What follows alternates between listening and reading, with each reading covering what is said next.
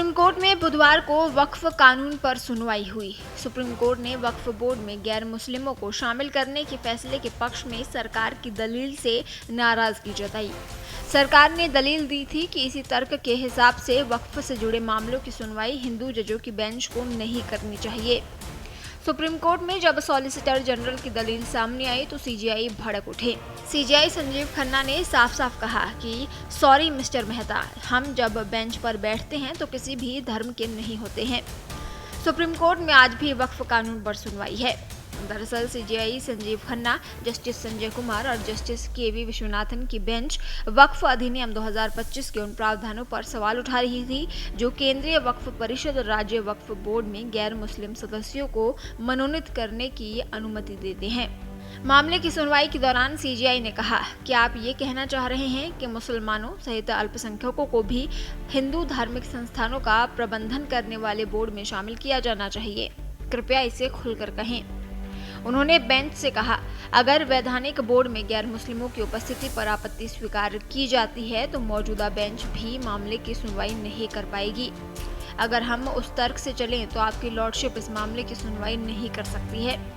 इस पर सीजेआई ने तपाक से जवाब दिया और कहा, नहीं सॉरी मिस्टर मेहता, हम सिर्फ फैसला सुनाने की बात नहीं कर रहे हैं। जब हम यहाँ बैठते हैं तो हम अपनी व्यक्तिगत पहचान त्याग देते हैं, हम अपना धर्म खो देते हैं।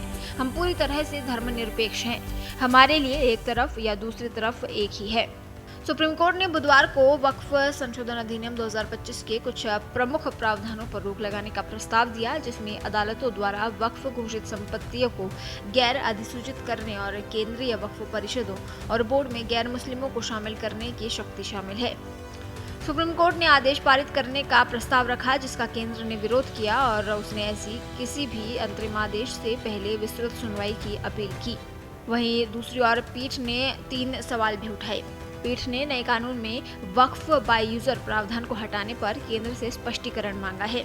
सीजेआई ने सॉलिसिटर जनरल तुषार मेहता से कहा, वक्फ बाय यूजर क्यों हटाया गया। सर्वोच्च अदालत ने कहा कि 14वीं से 16वीं शताब्दी के बीच बनी ज्यादातर मस्जिदों के पास सेल डीड नहीं होंगे, ऐसे में उन्हें कैसे रजिस्टर किया जाएगा। सॉलिसिटर जनरल तुषार मेहता ने कहा कि उन्हें इसे रजिस्टर करवाने से किसने रोका। सुप्रीम कोर्ट ने सवाल किया कि अगर सरकार कहने लगी कि ये जमीनें सरकारी हैं तो क्या होगा।